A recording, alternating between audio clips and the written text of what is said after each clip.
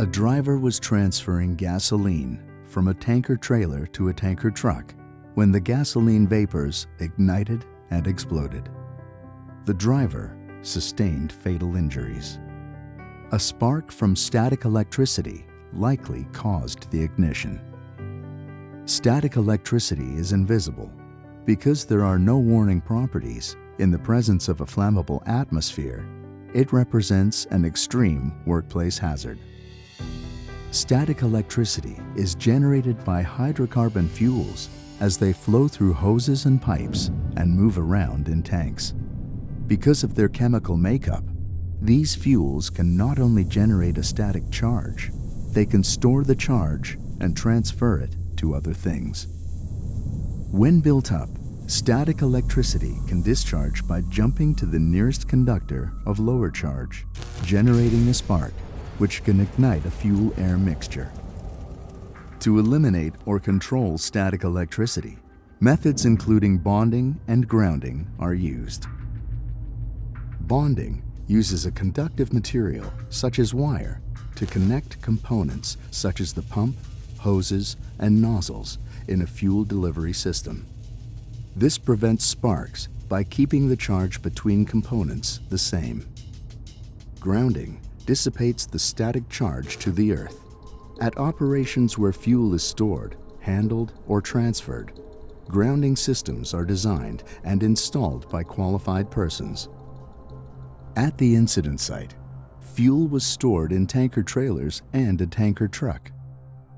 At least 8 months earlier, to facilitate the construction of a concrete block wall, the parking location of the truck and trailers was changed. During the work, the grounding rods at the original parking location were removed. This meant the site had no grounding system. On the day of the incident, the driver had fueled the tanker truck's fuel tanks with diesel pumped out of one of the tanker trailer's compartments using the dispensing hose on the truck. The dispensing hose was non-conductive and was not bonded to the nozzle, pump, or tank. There were no markings on the hose to indicate whether or not it was conductive. The driver needed to transfer gasoline from tanker trailer 1 to the tanker truck for delivery to a customer. The transfer hose was fitted with a bonding wire so that the tanker and truck had the same charge or electrostatic potential. To perform the transfer, the driver could top load or bottom load. Top loading could be done by using the dispensing hose to load the fuel through open access holes on the top of the tanker truck. And bottom loading could be done by connecting the dispensing hose directly to a fuel loading valve, or by connecting a different hose from the 3-position valve to a fuel loading valve.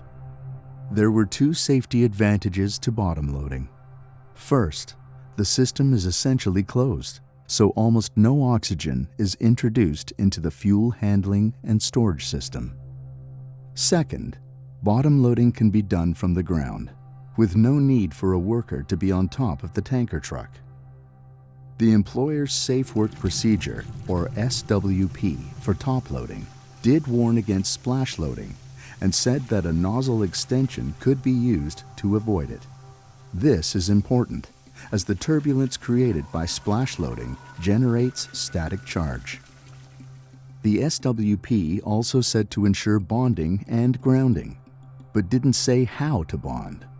And with no grounding system in place, it wasn't possible for the driver to ground. The driver wasn't given any way to check that grounding and bonding were working. The employer's SWPs didn't favor or prohibit any of the top or bottom loading methods mentioned. The driver chose to top load. Although the use of personal protective equipment, or PPE, was mandatory, the driver wore casual clothing and running shoes to perform the transfer. The only pieces of PPE he wore were the gloves. The driver started the tanker truck and engaged the pumping system. He opened compartment 4, which held diesel, and compartment 3, which was empty. The driver likely displaced the remaining diesel in the dispensing hose into compartment 4 and then began to splash load gasoline into compartment 3. All 3 components needed to start a fire were present: fuel, oxygen, and heat. Gasoline was the fuel. Vapors from it mixed with oxygen from the air. For heat, a spark would be all that was needed to ignite the mixture.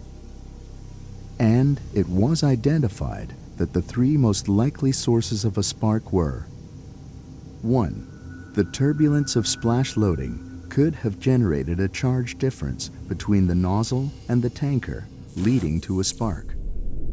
2. The static charge created by the flow of gasoline transferred to the nozzle.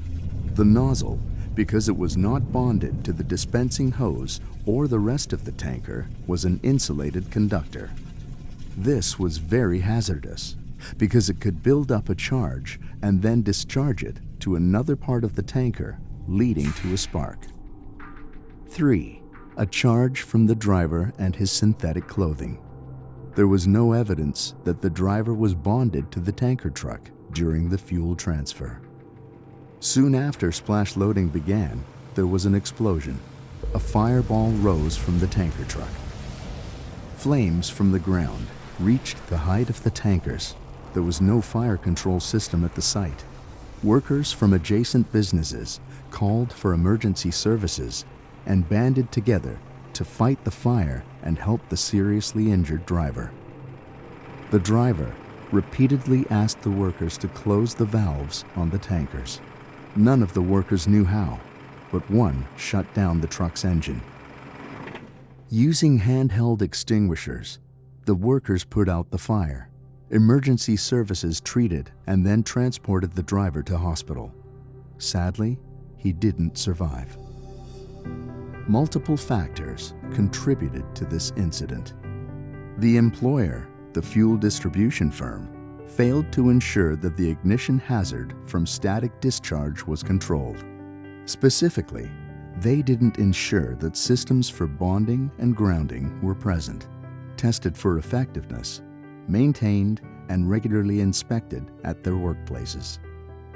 The employer's health and safety program failed to detect and control the hazard. Responsibility for effective bonding and grounding at the work sites was left to the drivers, yet they weren't given a method or equipment to verify it.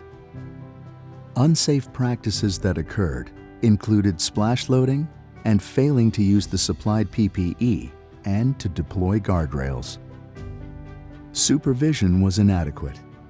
Observations or evaluations of the driver in the field weren't done for nearly a year before the incident.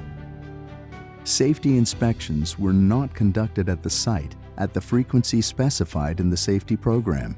Plus, the inspection process didn't check that effective bonding and grounding was in place. Senior management didn't detect and/or correct these oversights. More issues at this site included that the driver worked alone during the fuel transfer. There was no fire control system at the site. The employer hadn't ensured that assistance would be readily available during an emergency. They also failed to inform the local fire department that bulk fuels were being handled and stored for extended periods at the parking lot. The control of sparks during top loading depended on the consistent following of safe work procedures. When that didn't happen, an explosion and fire resulted. For such a serious hazard, relying only on procedures to protect workers isn't enough. A higher level of protection is necessary. Here, it meant engineering controls, as in effective bonding and grounding systems. Having those likely would have made all the difference.